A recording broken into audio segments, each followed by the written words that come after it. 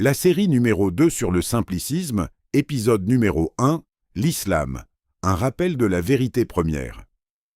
Lorsqu'on parle de l'islam, beaucoup l'imaginent comme une religion apparue au 7e siècle, liée à une région, à un peuple ou à un moment particulier de l'histoire. Pourtant, l'islam ne se présente pas lui-même comme une révélation nouvelle. Il se présente comme un rappel, un retour à une vérité première qui accompagne l'humanité depuis son origine.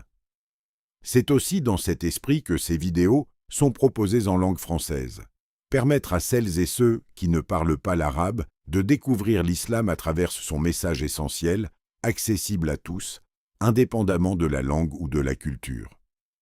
Dans la perspective simpliciste, cette idée est essentielle.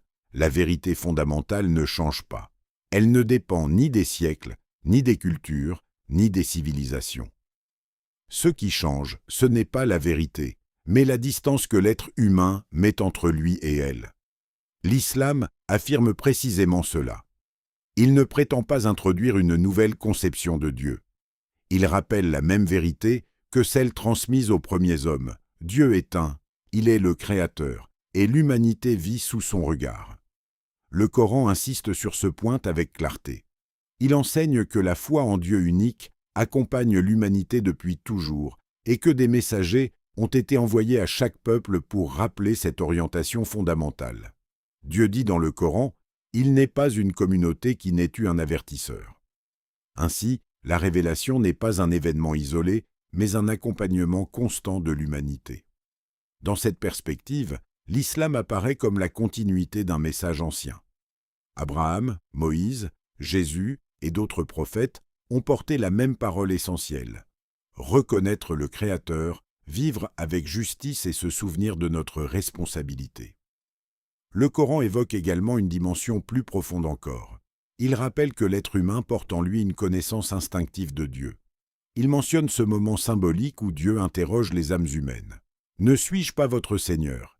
Et elles répondent « Oui, nous en témoignons ».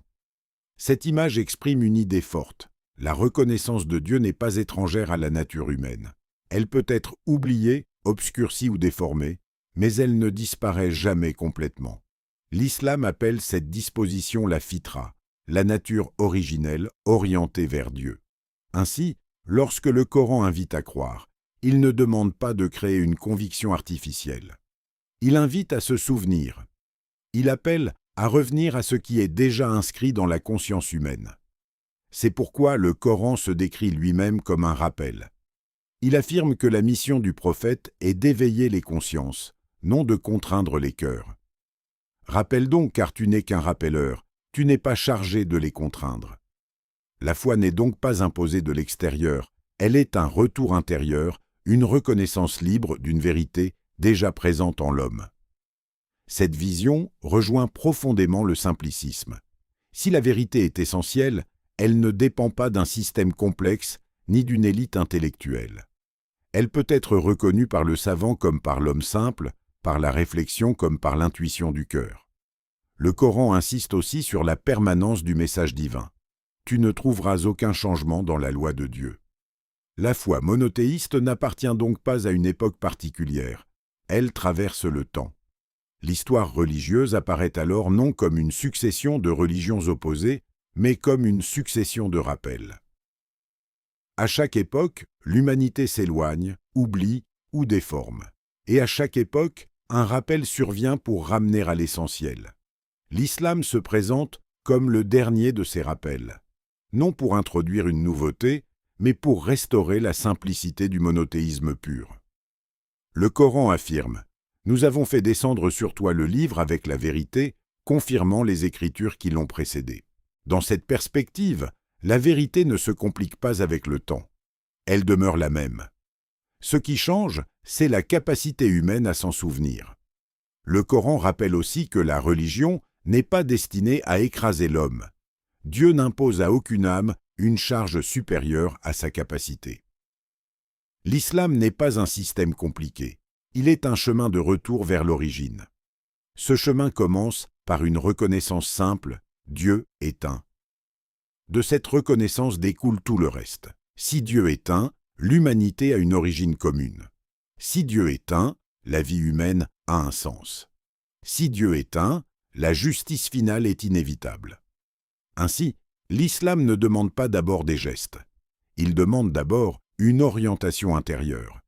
Les pratiques religieuses viennent ensuite comme l'expression concrète de cette reconnaissance.